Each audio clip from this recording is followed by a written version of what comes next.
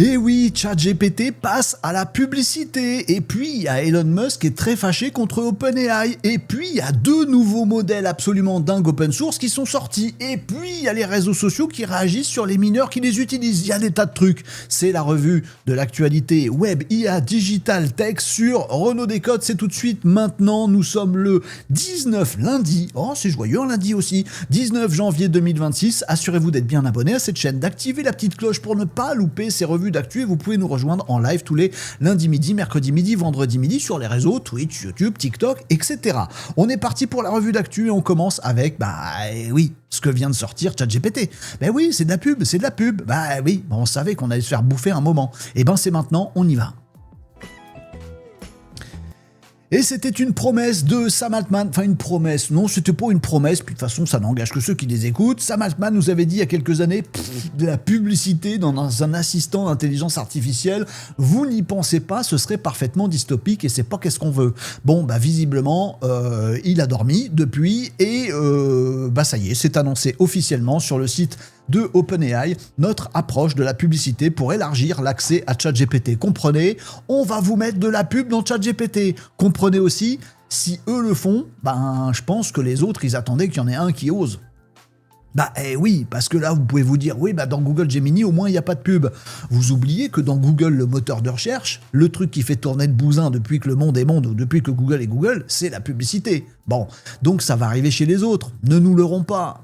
Alors, qu'est-ce qui se passe? Qu'est-ce que c'est et qu'est-ce que c'est pas cette histoire? Alors, premier élément, OpenAI va effectivement tester l'affichage de publicité dans ChatGPT. Alors pas juste dans ChatGPT dans un petit coin, non, dans vos conversations. Voilà, vous allez lui demander quelque chose, il va vous répondre et il y aura de la pub dans la réponse. Attends, j'explique tout d'abord. On va jusqu'au bout et après on se fait notre opinion. Très bien, la pub, on ferait mieux de s'en passer. Oui, sauf que OpenAI, il peut pas réagir comme ça parce que OpenAI, il se rend bien compte qu'ils ont des tas d'utilisateurs qui leur consomment bien sûr de l'inférence, donc le fait que des gros serveurs servent les réponses qui sont générées par l'IA dans le cloud et sur les ordis, les data centers de chez OpenAI, et ça coûte des ronds. Et il y en a qui génèrent ça et qui sont pas abonnés. La part des non-abonnés, ceux qui n'ont pas d'abonnement payant chez OpenAI, est extrêmement grande. J'ai pas assez, mais c'est une très très large majorité. Ça fait des coûts et puis ça fait pas de revenus. On va mettre de la pub pour ces gens-là. Parce que oui, c'est la deuxième chose à comprendre, c'est que cette arrivée de la publicité dans ChatGPT, c'est que pour certains utilisateurs. C'est en fonction de est-ce que tu payes ou est-ce que tu payes pas, avec une frontière qui est un petit peu ténue. Vous savez, c'est comme les abonnements qu'on commence à avoir maintenant sur les plateformes de streaming vidéo. On peut prendre l'abonnement très cher, on n'a pas de pub. On peut prendre pas d'abonnement, on a de la pub. Puis on peut prendre un petit abonnement, on a un peu de pub. Ouais, YouTube fait ça aussi. Ce sera la même logique du côté de chez OpenAI, puisque vous le savez peut-être ou peut-être pas, il y a un nouvel abonnement qui est sorti il y a quelques semaines à peine. On connaissait l'abonnement à 20 balles sur ChatGPT, c'est celui qu'on a tous quand on a un abonnement. L'abonnement pro à 200 balles, celui qu'on a tous quand on fait de la vidéo, mais sinon on le prend pas parce que ça coûte trop cher. Voilà, il y a un nouvel abonnement qui a été d'ailleurs testé dans d'autres pays avant chez nous et qui est sorti maintenant partout, qui est disponible en France. C'est l'abonnement à 8 $ par mois, où en gros vous avez la même chose que le gratuit, mais avec des limites plus élevées. Vous n'avez pas plus de fonctionnalités que ça par rapport au gratuit. Pour avoir les fonctionnalités, c'est plus à 20 balles. Donc, dans les abonnements gratuits, dans les sans abonnement gratuit, c'est débile, sans abonnement et abonnement Go, donc celui à 8 $, là, vous aurez de la pub. Si vous êtes plus 20 balles ou 200 balles, vous n'avez pas de pub. Allez, c'est ça le deal. Ça va permettre à OpenAI de rentabiliser tous ceux qui n'ont pas d'abonnement ou qui ont l'abonnement Go. Deuxième chose, autre chose, le format des annonces. Alors je crois qu'il y a ça en illustration sur leur page officielle. Voilà, vous allez avoir ce genre de choses. Donc ce ne sont pas des pubs qui sont à l'intérieur des réponses, c'est des pubs qui sont à la fin des réponses. Vous voyez, un petit peu comme le moteur de recherche historique de Google, qu'on a encore en France à l'ancienne, mais que tous les autres pays maintenant ils l'ont en mode IA, peu importe. Chez Google, quand on tape un truc, on a d'abord des résultats où c'est marqué annonce, on sait que c'est des pubs, c'est des gens qui ont payé pour être là quand vous tapez tel truc, puis après il y a les réponses Google normales. Là c'est pareil, sauf que c'est inversé. Donc on tape un truc à ChatGPT, il nous répond, voilà, c'est le normal, puis après, bim, on dit, bah tiens, comme tu viens de nous questionner sur les clafoutis aux cerises, je te propose un marchand de cerises, là, en plein mois de janvier. Ah bravo, c'est génial. Bon, c'est un mec qui aura payé pour dire, dès que quelqu'un s'intéresse aux cerises, je veux avoir ma pub ici. Donc voilà, la réponse, puis de façon bien séparée, avec une ligne en dessous. Voilà, ce ne sera pas les réponses de l'IA qui vont s'orienter en disant, tu veux un clafoutis aux cerises, tu sais que tu ferais mieux de faire un clafoutis aux pommes, car nous avons un super annonceur qui vend des pommes vachement pas cher. Non, ce sera pas ça, ça va pas orienter les réponses. Ça ne va pas non plus se servir de votre historique. Enfin, tout ça, c'est OpenAI qui nous le dit, hein. Moi, je vous répète, on espère que ça ira pas plus loin, mais en même temps, si ça va trop loin, je pense qu'il tuerait la poule aux œufs d'or. Hein. S'il commence à nous dire, bah, comme il y a un annonceur sur les pommes, et ben la réponse de l'IA, ça va être de vous orienter vers des pommes, bon, on se dirait, bah non, on fait plus confiance du tout à cette IA, on va changer de crèmerie, on se barre tous, adieu OpenAI, ils mettent la clé sous la porte et c'est fini. Donc je pense qu'ils iront pas là-dessus. Par contre, ils vont se baser donc uniquement sur ce que vous tapez et pas sur votre historique de recherche. Hein. Vous demandez un clafoutis aux pommes, il va pas vous dire, bah tiens, je te recommande un truc, un appareil de muscu, parce que ça fait un petit moment que tu me parles de remise en forme. Non, non, non, non. C'est parce que vous parlez de remise en forme dans cette conversation-là, et uniquement dans celle-là, qui va vous cibler de la pub par rapport à ce que vous dites et ce que vous demandez dans cette conversation. Ça ne transmet pas vos données personnelles, ni vos données d'instruction personnalisées, ni vos données d'historique à des potentiels annonceurs pour qui vous cible. Ça ne marchera pas comme ça, nous disent-ils. Ce sera uniquement pour les adultes. Donc, vous savez que c'est assez compliqué, hein, dans les outils, dans toutes les plateformes en ligne d'ailleurs, de savoir si vous êtes un mineur ou un majeur. Bon, chez OpenAI, ils ont des petits outils basés sur l'IA, des petits process basés sur l'IA, qui leur permettent de savoir si il y a des chances que vous soyez mineur ou si vous êtes majeur. Tiens, on y reviendra dans cette revue d'actu un petit peu plus loin, parce que les réseaux sociaux sont en train de changer là-dessus. Je vais faire la parenthèse. Si OpenAI détecte que vous êtes mineur, ou parce que vous avez rempli les dates, etc. de naissance, eh bien, vous n'aurez pas du tout de pub. Donc, la pub sera, comme je vous l'ai dit, ciblée sur la conversation que vous avez, sous le résultat, uniquement pour les adultes ou détectés comme tels, et uniquement pour les abonnements gratuits, vous avez compris, ou les abonnements Go à $8. Après, ça peut poser une question. On peut se dire, bon, bah voilà, l'avenir d'OpenAI, ça va être ça. On peut se dire, bah, c'est comme Google, on l'a mangé, donc on a mangé de la pub, on va manger de la pub ailleurs. On peut se dire, bah, c'est un modèle économique comme un autre. Bon, si c'est gratuit, c'est moi le produit. Bon, en même temps, ça permet que ce soit gratuit. Puis on peut se dire, oh non, c'est une horreur, la pub va envahir l'IA et l'IA va me répondre à côté. Je viens de vous expliquer que non, pour le moment. On peut aussi se questionner en disant, ah, OpenAI, c'est le mal qui fait de l'argent alors que les autres, non. Non, vous êtes pas de ceux-là. Non, bien sûr, ils vont tous y aller. Et ils se font de l'argent comme ça ou autrement, mais il faut bien que ça tourne, ces gros systèmes. Vous me direz ce que vous en pensez, est-ce que c'est une bonne nouvelle, l'IA, la pub qui arrive dans ChatGPT, ou est-ce que c'est une très mauvaise nouvelle? Voilà, si vous voulez une IA dans laquelle vous ne donnez pas de données à l'extérieur, que vous n'êtes pas un féodé aux GAFAM, un truc absolument souverain, même au niveau personnel, qu'il n'y a pas de pub et que vous pouvez mettre à votre bot et utiliser comme vous voulez, et en plus gratuitement, les amis, il faut vous mettre à l'IA locale. On a un champion en France. Tiens, on a même un champion en Europe, je vous en parlais dans quelques instants. Bon, ça, c'est sur le premier front d'OpenAI, c'est sur les revenus, ils mettent de la pub. Attention, il y a un second front qui était déjà bien entrouvert, qui s'ouvre là maintenant du côté d'OpenAI, ça va faire mal, ça s'appelle la justice, mais ça s'appelle la justice d'Elon Musk. On y va tout de suite. La deuxième actu du jour, elle concerne en effet OpenAI et les déboires ou les discussions, les échanges houleux, les disputes, bon, bref, mettez ça comme vous voulez, avec Elon Musk. Parce que oui, ça fait les choux gras de la presse, alors que cette histoire, on la connaît déjà depuis le début d'OpenAI, même avant la hype de l'IA, de l'intelligence artificielle générative. Elon Musk est très, mettez-en autant que vous voulez, puissance 12, fâché contre OpenAI. Et ça y est, c'est parti, ça va se tenir au tribunal, donc aux États-Unis, du côté de San Francisco, à Oakland, si je ne me trompe pas. Voilà, et là vous avez peut-être découvert que je suis une bille en géographie, mais pour moi Auckland c'est juste à côté de San Francisco, et si ça se trouve j'ai dit une grosse bêtise, mais ça n'a aucune importance dans l'histoire, c'est pas grave. Là où je dis pas de bêtises, c'est que oui, un procès aura bien lieu, Elon Musk attaque OpenAI, ça fait très longtemps qu'ils sont en bisbis tous les deux, qui s'écharpent, etc. Et je vous explique ce qui se passe. Donc ce sera au printemps. Avril, ils font les jurys, et puis en mai, ça va se tenir, ce tribunal, puisque les instances juridiques américaines ont décidé de dire Oui, il y a matière à faire un procès. Parce que jusqu'à maintenant, on disait, ouah, c'est Elon Musk qui râle. Mais on n'y comprend pas grand-chose. Là, ils ont dit, si, il y aura bien un procès. Donc, on va se retrouver avec Elon Musk versus Sam Altman au tribunal. Ça va être rigolo ou pas. Qu'est-ce qui se passe dans cette histoire? En fait, Elon Musk, il avait été un des co-créateurs de OpenAI. À l'époque où OpenAI portait bien son nom, c'est-à-dire Open. OpenAI. Ah oui, c'est vrai, vous avez raison, il y a marqué Open dedans. Open, ça voulait dire ouvert. Ça voulait dire que le but de l'entreprise OpenAI au départ, avec Elon Musk dans les cofondateurs, Sam Altman et tout le reste, voulait développer une intelligence artificielle qui soit dispo pour l'humanité tout entière. Voilà, que tous ensemble, l'humanité tout entière, voilà, voilà, on se développe avec l'intelligence artificielle et que ce soit pas un outil d'hégémonie commerciale, politique ou géostratégique. Absolument, ils étaient tous d'accord là-dessus, et Elon Musk, à l'époque, il a mis des petits millions dans le projet, dans la boîte, etc. Puis ils ont bossé ensemble jusqu'à un moment où il est commencé à y avoir de l'eau dans le gaz. En gros, Elon Musk, il a dû dire c'est moi qui vais diriger d'où qu'on va et comment qu'on le fait. Parce que c'est la force d'Elon Musk là-dessus. Les autres ont dit, non, t'es mignon, on existe, donc vaut mieux qu'on s'arrête là.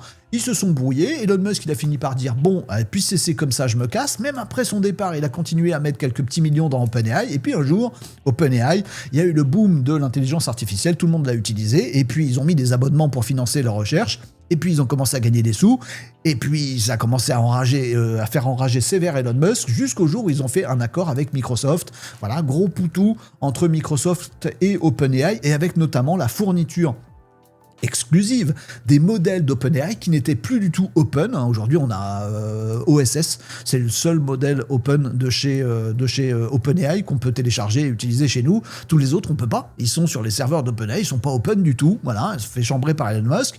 Et ces modèles qui sont pas open, en plus, ils sont livrés en exclusivité, tant qu'on n'est pas à la JI, à Microsoft. Donc Microsoft, ils sont hyper partenaires, ils mettent des ronds, ils sont au board, etc.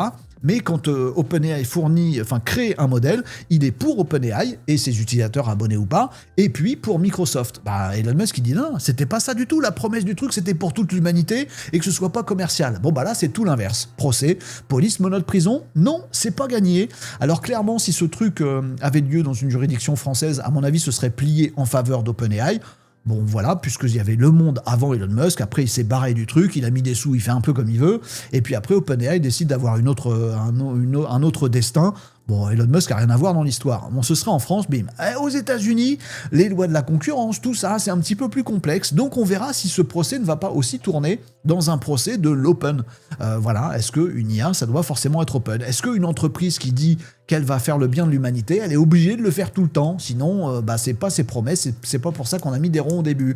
Bref, il y a plusieurs procès en un. Bon, il y a quand même, à mon avis, de fortes chances que ça arrive pas au bout, notamment parce que Elon Musk maintenant il a xAI, donc il fait totalement concurrence à OpenAI, que lui non plus il fait pas des modèles open, que lui aussi il fait des modèles commerciaux vendus un petit peu plus cher, que lui aussi il marche sur les datas et que lui aussi il veut l'hégémonie politique, oui, ça se voit un petit peu quand même, et commercial, oui, bon, alors du coup t'es juge et parti, ou en tout cas tu veux faire juger l'autre alors que toi tu fais un petit peu pareil. Bref, c'est le monde des requins, mais je voulais vous faire un brief là-dessus pour que vous soyez bien au courant de ce qui se passe. Donc on verra ce qui se passe avec ce procès, mais il se peut que ce soit aussi le procès de l'IA. Que ce soit que le tribunal se dise, une IA, normalement, vous devriez l'avoir pour toute l'humanité, pareil, et gratuitement, parce que c'est fondamental. Si ça arrive là-dessus, ça peut faire des remous sympas et échapper à tout le monde. Elon Musk aime bien le chaos, Sam Altman un petit peu moins. On va voir comment tout ça tourne. Et je vous en parlais justement, le contrôle des mineurs. C'est tout un truc. Alors c'est tout un truc, mais en fait c'est un peu tordu cette histoire.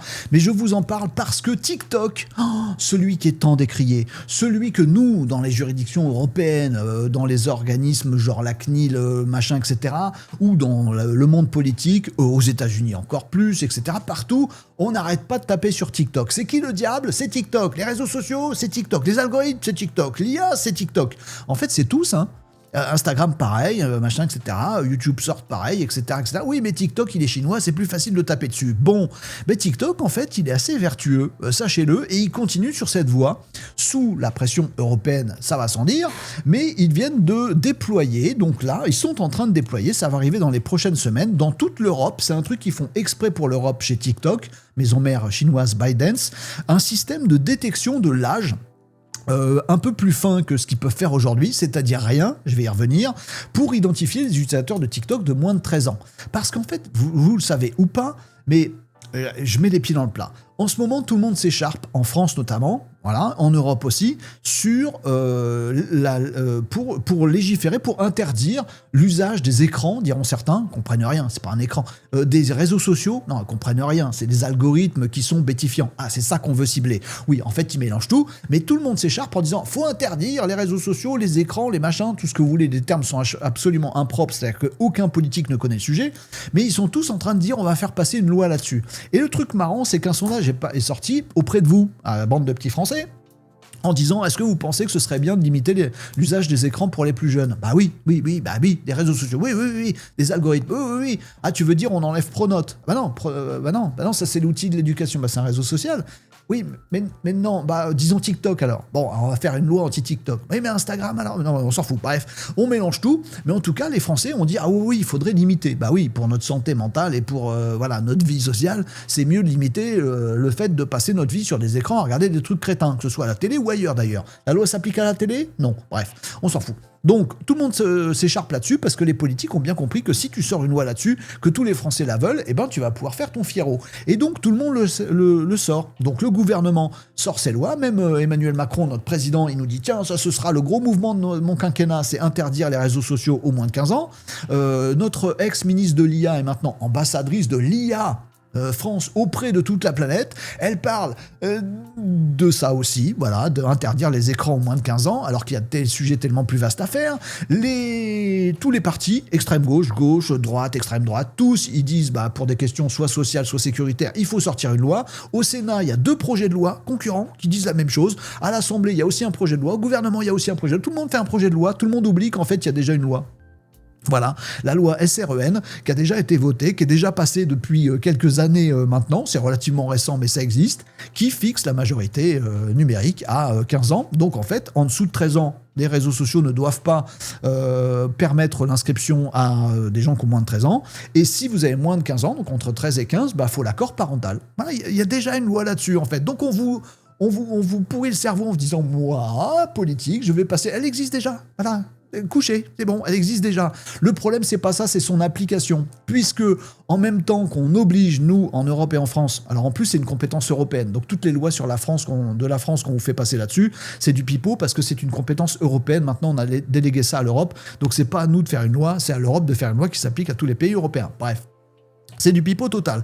Toujours est-il que les réseaux sociaux savent déjà qu'ils doivent faire ça. Et TikTok, du coup, le fait. YouTube sort aussi un truc là, maintenant, pour durcir ça. Mais quel est le problème, en fait? Eh bien, c'est qu'à la fois, on oblige les plateformes, toutes, à interdire pour les moins de 13 ans, à avoir un accord parental pour les 13 à 15. C'est déjà la loi, il n'y a pas de problème. Sauf qu'en même temps, on interdit aux mêmes plateformes à avoir la date de naissance des gens, les accords parentaux de leurs parents, bref, toute information qui est privée.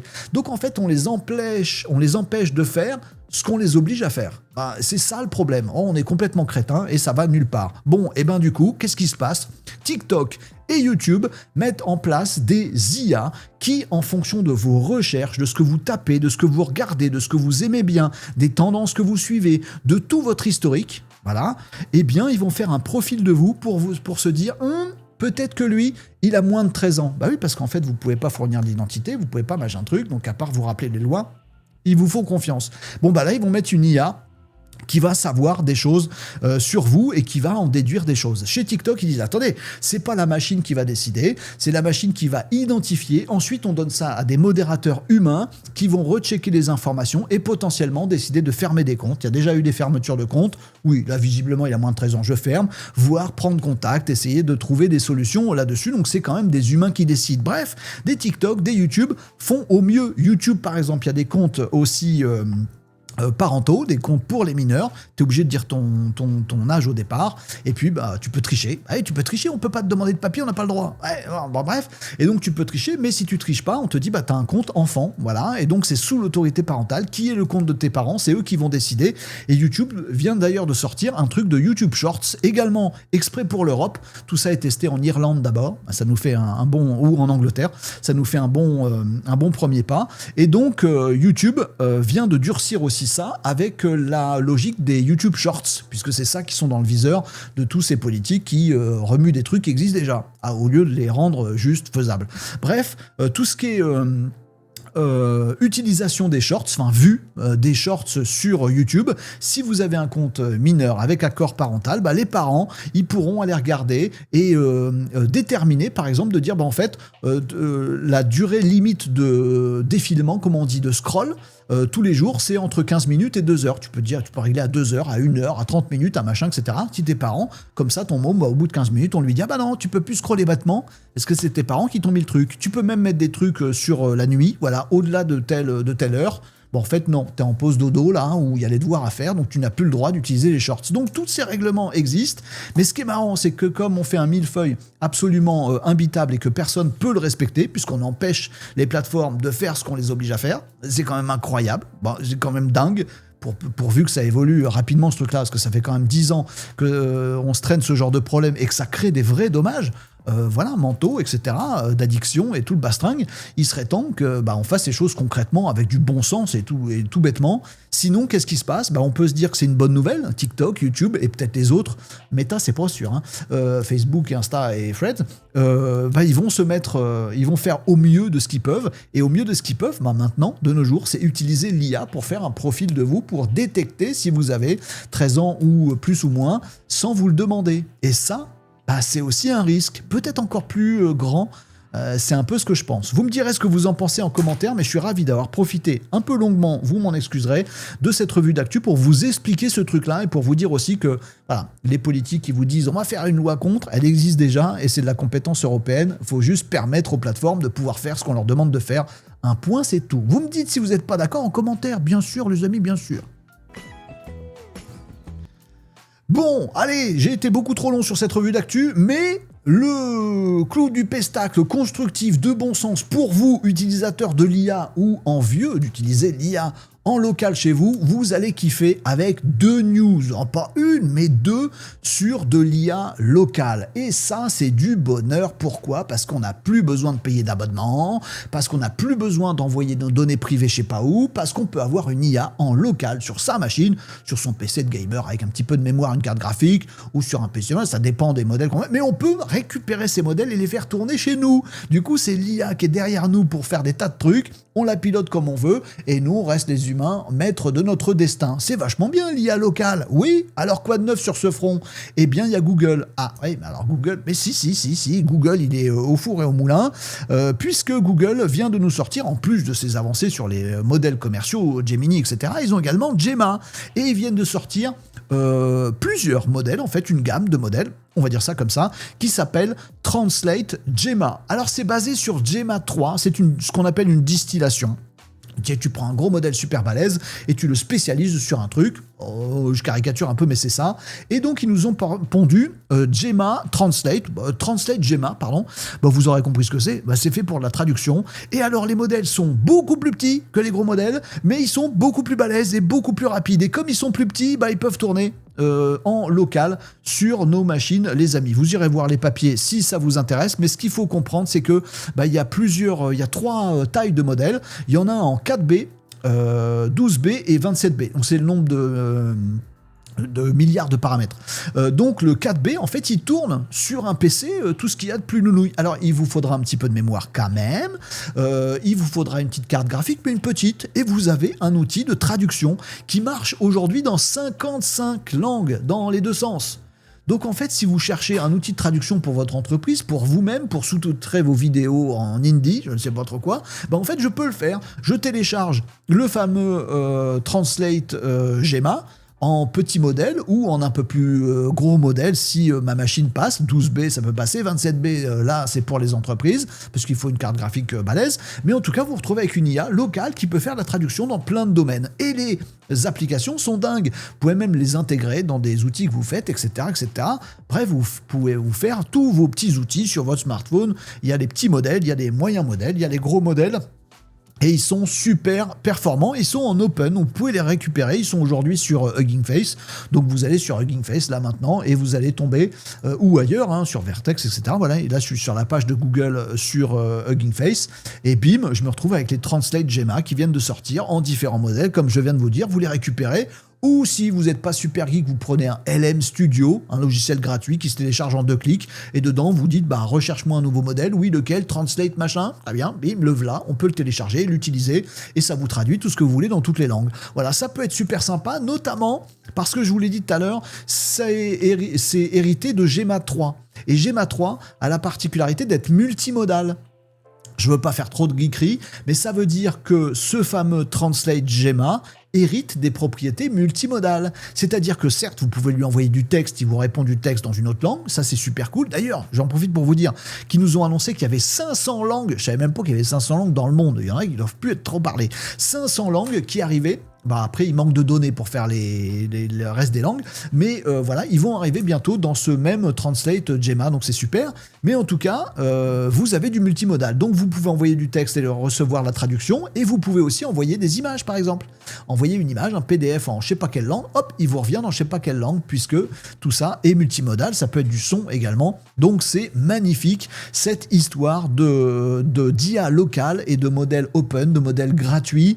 En fait, c'est un banger, et toute l'humanité, à mon avis, vous me direz ce que vous en pensez en commentaire, devrait s'équiper d'IA locale et se faire son propre stack d'IA locale sur sa machine plutôt que d'être un féodé à tout le monde un petit peu partout et nous faire consommer des data centers pour l'inférence absolument partout, outils hégémoniques de géostratégie du techno-féodalisme américain, voilà, et on devrait tous avoir nos IA à la maison et faire des grosses dingueries avec sous notre responsabilité à nous. Ça c'est mon petit trend, hein. Bon, manquerait plus qu'il y ait une autre IA qui vienne de sortir et qui celle-là soit européenne et qui soit absolument bluffante. Bah oui, c'est l'actu suivante, bougez pas, on y va. Ben oui, parce qu'une bonne nouvelle n'arriveront jamais seule, c'est ça qu'on dit. Bon, nous, on va dire ça, c'est lundi, on a envie de profiter. On a notre petit champion européen, allemand, qui s'appelle Black Forest, notre champion de l'IA générative d'images. Vous savez, ils ont un gros partenariat avec Mistral, notre champion français à nous d'IA générative, de texte, de conversation, de multimodal, de tout ce qu'on veut.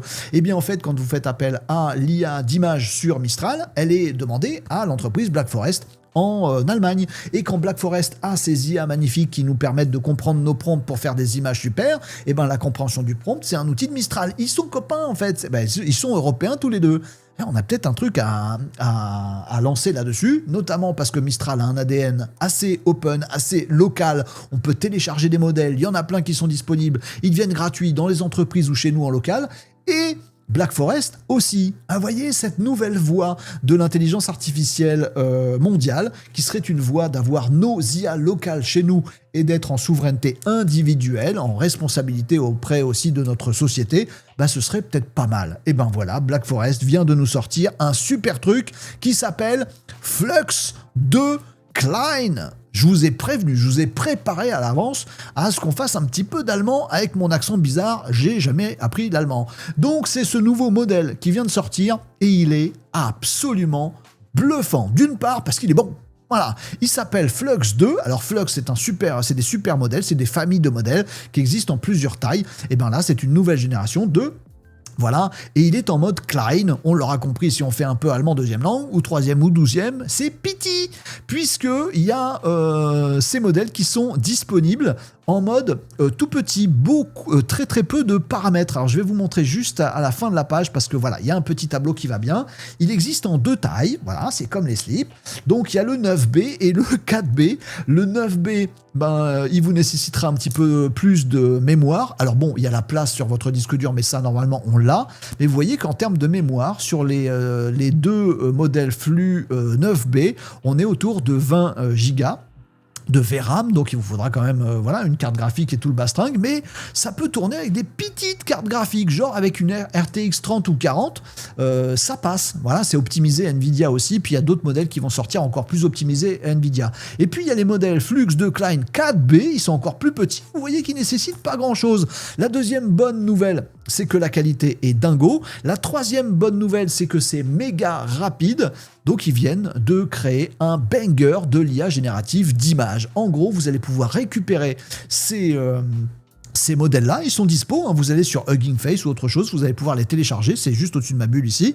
Voilà, vous pouvez télécharger ces modèles, prendre le modèle 4B si vous avez un ordi assez classique, et il va pouvoir très rapidement, en local, vous créer des images que vous voulez. En plus, il est totalement modifiable, donc il est vraiment open, vous pouvez modifier tous les paramètres que vous voulez. Alors il y a différents degrés en fonction du base ou pas base, 9B ou 4B, mais vous allez pouvoir modifier tout ce que vous voulez, pas pour faire des bêtises, hein. Ah bah ce sera en local, vous serez en responsabilité. Si quelqu'un vous dit oh vous avez publié des images, des deepfakes ou des je sais pas trop quoi, ce sera vous, hein, puisque votre IA elle sera à la maison, vous ne pourrez pas vous planquer derrière une IA qui vous aura fait des trucs. Mais vous pouvez paramétrer grave ce modèle, faire des LoRa, dire bah tiens ça c'est toute ma bibliothèque de ma photo de famille, vous êtes en local, ça part pas dans le cloud, bah comme ça tu connais mon visage, celui de mes enfants, de ma famille, etc. Puis quand je te demande une image, bah tu me fais vraiment avec ma tête et ceux de mes enfants, et ça va vous le faire. Et plein d'autres applications professionnelles y compris. Bref, ce truc vient de révolutionner l'intelligence artificielle et notamment de mettre une pierre de plus dans le jardin du local, parce que oui, c'est souverain, c'est européen, c'est allemand, c'est super efficace et vous pouvez le récupérer, le télécharger en local. Et puis il y a d'autres modèles qui vont arriver en partenariat avec Nvidia qui seront encore plus balèzes et plus optimisé pour des cartes, des GPU Nvidia. C'est une très très bonne nouvelle pour nous et pour tout. Maintenant, il faut le dire à tout le monde et dire essayez ce truc-là pour voir si ça peut le faire. Bon, si petite précaution que j'avais oublié de vous dire, c'est juste sur la licence. Donc si vous prenez le petit modèle qui est en 4B, il sera en mode Apache. Donc vous pouvez aussi l'intégrer dans vos outils. Vous pouvez décider de développer un nouvel outil, voilà, dans lequel vous avez besoin qu'il y ait une IA qui génère des images ou qui mette votre logo sur des images. Vous pouvez, et vous pouvez le commercialiser. C'est Apache 2.0, il n'y a pas de problème. Pour la deuxième taille, là c'est du licence non commerciale. Donc si vous voulez utiliser le gros modèle, vous devez demander à Black Forest s'ils veulent bien que vous commercialisez un outil que vous avez fait avec du 9B dedans. Là, vous savez tout et on va pouvoir terminer cette revue d'actu. Mais s'il vous plaît, mettez-vous au local, à l'IA local, découvrez ce monde-là. C'est pas si geek que ça. Et je pense que c'est une voie extrêmement intéressante, peut-être la voie européenne sur l'IA mondiale. Et à mon avis, elle a énormément de vertus. Vous me dites ce que vous en pensez en commentaire.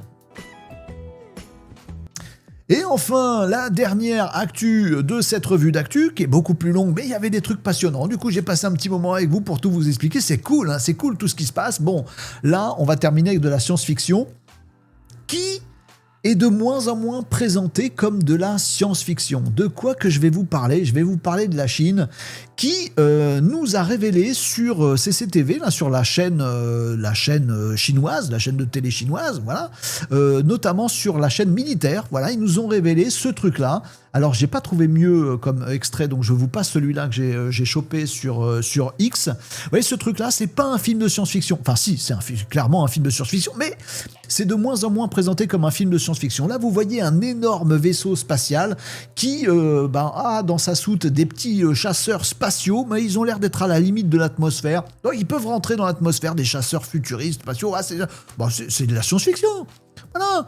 C'est tout, c'est un nouveau film chinois de science-fiction avec des avions, avec des gros porteurs, voilà, des sortes de porte-avions, voilà, des planeurs spatiaux et peut-être aussi des drones spatiaux qui vont aller dans des réacteurs d'avions du futur qui vont pouvoir aller dans l'atmosphère et peut-être à la limite, voire même hors de l'atmosphère, peut-être aussi avec des drones qui vont être dans l'espace, voire dans l'espace profond, histoire d'aller tailler les satellites du camp d'en face. Mais regardez ce truc, CCTV nous montre ces images de science-fiction qui sont des images de la partie du service communication de l'armée chinoise, il nous montre aussi, dans un reportage extrêmement sérieux, les avancées des Chinois. Vous voyez, ce truc que j'ai derrière moi, c'est un premier prototype d'un truc qui pourrait aller vers ça.